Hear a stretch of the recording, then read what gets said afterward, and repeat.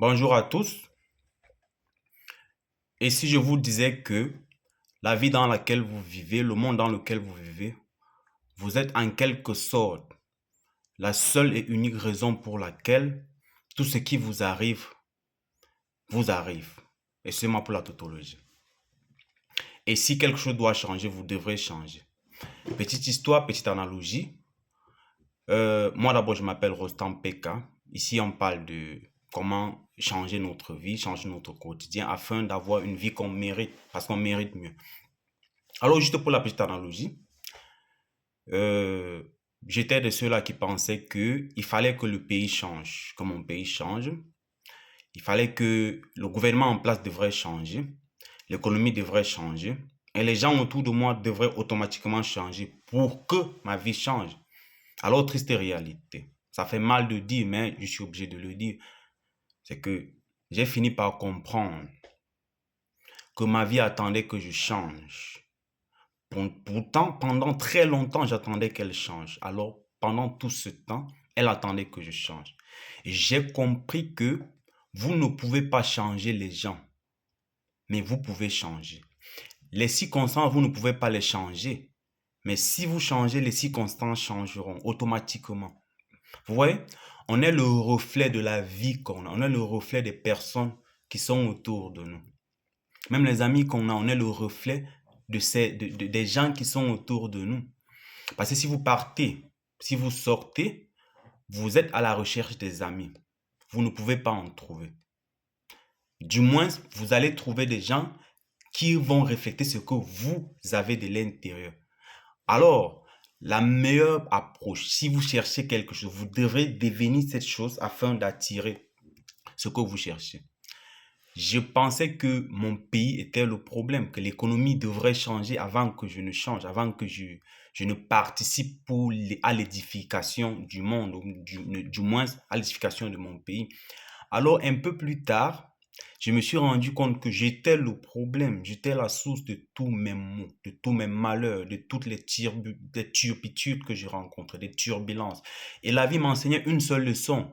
La vie voudrait que je change. Et qui d'autre n'a pas vécu cela? Vous vous retrouvez dans une situation où vous ne savez réellement pas pourquoi vous vous retrouvez dans cette situation. Et puis 2 ou 3 ans après, vous comprenez la leçon derrière ça.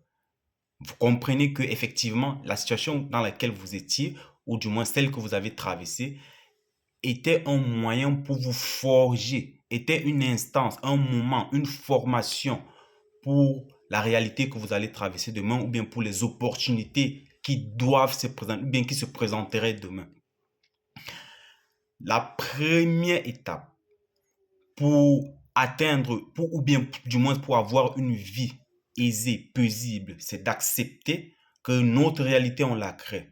Puisque si vous commencez à accepter, vous ne serez plus déçu. Mais si vous ne parvenez pas déjà à accepter que votre vie dépend de vous, alors vous serez toujours déçu. Si vous pensez que votre vie est la conglomérance ou, ou une résultante d'une certaine force externe dont vous n'avez pas la capacité à contrôler, alors vous voyez que toutes les fois, vous serez déçu. Vous serez déçu. Une fois que vous dites que vous avez une pierre, vous avez quelque chose à proposer, et peu importe les circonstances, les solutions, circonstances, les situations, vous allez la présenter, vous allez utiliser cette pierre. Cette pierre ici, c'est ce que vous avez pour participer, pour contribuer à l'édification du monde. Vous ne pouvez plus être déçu.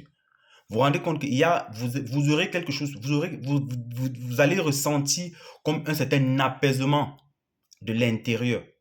Un peu comme quelque chose, ou bien une voix qui va vous dire, enfin il a compris qu'il n'est pas une créature, il est un créateur. Parce que nous sommes créés à l'image du créateur. Et le créateur, étant responsable de sa création, a fait de nous des créateurs sur terre. C'est pour ça qu'il n'a plus, après qu'il a créé les hommes et il a créé la nature, il ne reviendra plus rien faire pour nous. On doit utiliser cette image qu'on a du créateur pour perpétuer la création. Regardons autour de nous. Regardons les belles choses que les humains ont eu à faire. Les voitures, les hélicoptères, les trains à grande vitesse, TGV, les téléphones, la communication. Dieu n'est pas cette personne-là. Dieu étant même une entité. Dieu n'étant pas une personne, c'est une entité bien sûr, mais admettons par extrapolation que Dieu soit une personne. Extrapolation. Regardons que tout ce que je viens de citer plus haut ne sont pas les choses que Dieu est revenu créer, mais les hommes l'ont fait. Pourquoi? Parce que nous sommes créés à l'image de Dieu et nous sommes là pour continuer la création de Dieu afin de satisfaire la terre entière, de donner à tout un chacun la vie qu'on mérite parce qu'on mérite mieux. Alors, pris sur cet angle, les solutions ou bien quel est ce que nous devrions commencer à faire? Quelles sont les étapes qu'on doit commencer à suivre pour avoir le monopole de notre vie?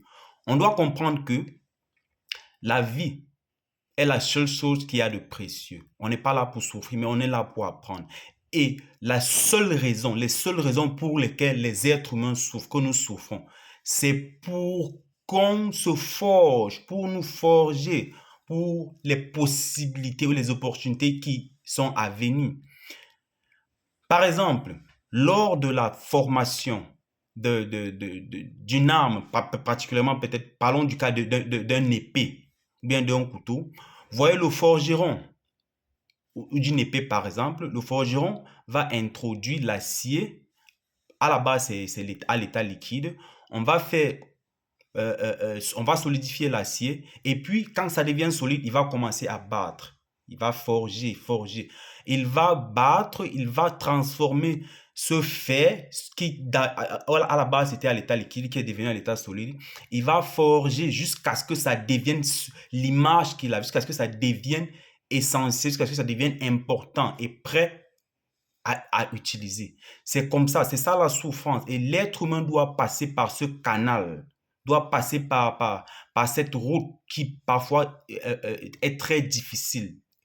Vous voyez? Ce sont là les méthodes de préparation que l'univers, Dieu de façon plus particulière, a mis à instaurer pour que nous ayons la capacité à devenir la meilleure version de nous-mêmes, pour qu'on puisse atteindre l'objectif qui nous est fixé, pour qu'on puisse atteindre la terre promise, si on peut le dire ainsi. Pour ceux-là qui sont qui ont une connaissance dans la Bible, vous voyez quand Dieu, la Bible d'ailleurs qui est un très bon livre, hein, quand Dieu essaye par le biais de son disciple bien sûr, Moïse, de sortir son peuple de l'Égypte. Vous voyez, avant que ce dernier envoie son peuple de l'Égypte, la Bible nous dit que ces derniers, son peuple en Égypte, traversaient des turpitudes, des moments très difficiles où Pharaon demandait à ce dernier de fabriquer des briques sans des moules. Et puis quand ils ne pouvaient pas, parce qu'il n'y avait pas de moules pour les fabriquer, ils étaient battus sauvagement. Vous voyez, il y a une sorte de corrélation entre la situation, entre les problèmes qu'on rencontre et le devenir, et ce qu'on doit devenir en fait. Ils ont traversé une situation très difficile et même quand il leur fait sortir de l'Égypte, ils sont en train de le passage, ils vont traverser la mer, qui sont encore des obstacles que l'on doit traverser au quotidien pour pouvoir atteindre la rive de l'autre côté. Ce sont les enseignements qui sont très importants parce que ça reflète la vie quotidienne. Et si l'on utilise, l'on lit cette Bible ou bien ces textes religieux avec une mémoire ouverte, l'on comprendrait sitôt que ces textes-là ont quelque chose de vrai, c'est que ça nous inculque un enseignement vrai de la vie. Alors, l'on ne doit pas regarder les souffrances comme une fin en soi, parce que les souffrances ont un objectif, ça nous permet, ça nous forge, afin qu'on devienne la meilleure version de nous, afin qu'on devienne ce qu'on doit devenir à la base. Et malheureusement, beaucoup d'entre nous n'ont pas encore compris, c'est qu'on se plaît dans notre zone de confort, qui d'ailleurs est une projection de la limitation que nous nous sommes fait, qui d'ailleurs est une projection du manque de connaissances à notre endroit. Prenons un petit exemple. Est-ce que un arbre a une limite? L'arbre grandit aussi grand qu'il peut. Mais curieusement, nous les êtres humains, on a ce potentiel, mais on refuse de l'utiliser. On refuse carrément de l'utiliser. Pourquoi? Parce que peut-être par peur d'échouer, bien sûr, et l'échec, c'est pas fatal, c'est juste une leçon. Ce sont des choses qu'on doit apprendre. Et c'est en apprenant qu'on devient, d'aucuns disaient déjà tantôt que c'est en forgeant qu'on devient forgeron. Donc, ce sont les leçons de vie qui sont très importantes si l'on veut faire de sa vie et celle des gens qui l'entourent un espace aisé, un espace de confort, faire de sa vie un modèle, non pas seulement pour lui, mais pour les autres, pour les gens qui l'entourent, pour les gens qui sont autour de lui. Et parce qu'on peut, parce qu'on a ce potentiel. Parce que si nous sommes créés à l'image de Dieu, alors quelle est cette situation-là? Quel est ce problème-là qui peut nous empêcher, qui ne peut pas avoir de solution si déjà on est créé à l'image de Dieu? Et cette essai religieux, excusez-moi, nous l'éprouve encore une fois de plus quand même le soi-disant fils de Dieu qui est Jésus-Christ vient faire son passage sur terre et passe par des périodes difficiles. Et l'enseignement, c'est que les périodes difficiles ne déterminent pas la personne qu'on est, mais ce sont une formation pour la personne qu'on veut devenir. C'est une formation pour la personne qu'on veut devenir. Et on doit nécessairement, obligatoirement passer par cette formation-là si on aspire à quelque chose de meilleur. Si on veut être des modèles, si on veut avoir la vie qu'on mérite. Et vous savez tous, nous le savons tous que même si on fait abstraction, même si on joue au sou, même si on fait la sourde oreille, on sait qu'il y a une voix en nous chaque fois qui nous dit que la vie qu'on a n'est pas la vie qu'on mérite. Qu'on mérite mieux, on mérite mieux. Je ne suis pas là juste pour ça. Est-ce que je suis là juste pour faire ce que j'ai fait? Il y a une voix en nous qui nous dit ça. Et c'est la voix du Créateur, c'est la voix du divin, de l'univers, de Dieu. Appelons-le comme vous voulez. Dieu, Allah, Bouddha, appelons ça comme vous voulez. Parce que Dieu n'a pas de nom de toutes les façons. L'être humain a un potentiel et ce potentiel reste à être utilisé. Rien que 10% du potentiel humain, ça ce sont des recherches que l'on pouvait être utilisé. 10%. 10% du potentiel humain est utilisé. Alors vous voyez que 90% de ce potentiel part en vain. Vous mourrez avec de votre musique en vous. Vous ne laissez pas cette musique sortir. Vous ne laissez pas cette musique. Vous ne vous permettez pas, n'est-ce pas, de chanter cette musique pour que les gens y bénéficient. Parce que cette musique-là devrait être le potentiel que Dieu a mis en vous afin que vous chantiez pour que cela soit un régal pour les oreilles des autres. Parce que les gens sont là pour vous écouter. Et je dis souvent que le monde, c'est votre stage, c'est votre playground. C'est un endroit où vous devrez vous exprimer, vous présenter vos potentiels. Vous ne devrez pas avoir peur de les présenter. Parce que tout le monde vous attend. Et vous êtes tellement important. Vous êtes aussi important pour le monde que tous ces gens que vous pensez être plus importants que vous. Chacun a sa place. Nous sommes tous importants. Tous importants. Et nous devons commencer à le reconnaître. On a de la valeur à ajouter. Et nous sommes venus dans ce monde, nous ne sommes pas là pour rien. Nous ne sommes pas là, contrairement à ce que d'aucuns vont vous dire. Nous ne sommes pas juste là pour passer du temps et souffrir. Nous sommes là parce qu'on a quelque chose à présenter. Nous sommes là parce que le monde a besoin de nous. Et nous sommes très importants. Nous sommes importants à tout un chacun. On forme cette corrélation pour faire évoluer le monde, en fait. Alors, je ne peux pas vivre sans vous. Vous ne pouvez pas vivre sans moi. Parce que vos talents, le talent que vous avez doit être apprécié. Et je pense que les personnes à apprécier sont les personnes qui vous entourent. Alors vous avez un potentiel. Et ne vous figez pas sur la situation que vous traversez. Il y a une histoire, dans les années 600, il y avait un roi perse. Il a demandé à son forgeron de lui écrire une note. Et puis de forger cette note, d'écrire un texte ou une phrase, quelque chose comme ça, et de forger cette note ou ce texte et de mettre ça sur son alliance, sur sa bague, là où il pourra chaque fois regarder et se rappeler que euh, et se rappeler du potentiel qu'il a et se rappeler que après tout, nous ne sommes que des hommes et nous sommes là pour avoir des expériences pour après, n'est-ce pas, transcender cette vie pour une autre vie en fait. Et puis, son forgeron passèrent du temps à réfléchir, à chercher quelque chose de concordant et de précis, compte tenu du message que le roi lui avait donné, que le chef lui avait donné. Et puis, il dit, j'ai pu trouver cette phrase. Cette phrase était celle-ci. Même ce moment passera. Vous voyez ça? C'est que peu importe la situation dans laquelle vous vous trouvez, ça va finir par passer. Ça va passer. Ce n'est pas là pour vous détruire. Peu importe la situation, ça va passer.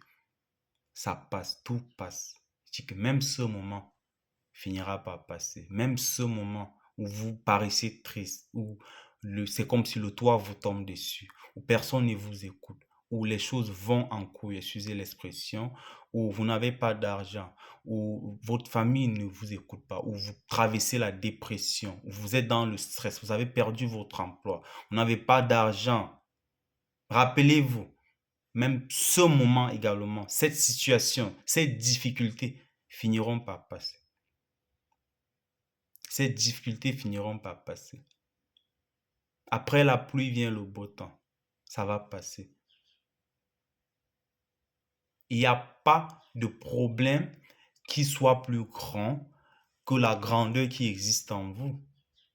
Mais ça ne serait pas une ironie que vous êtes créé à l'image de Dieu, Dieu étant le créateur, Dieu étant le créateur de tout ce qui se trouve sur la terre. Ça veut dire que Dieu a la solution pour tout et vous êtes créé à son image. Mais ne serait-il pas une insulte que vous pensez ne pas avoir de solution par rapport à peu importe le type de problème, mais regardez autour de vous, regardez ce que l'être humain, la conception humaine a pu accomplir.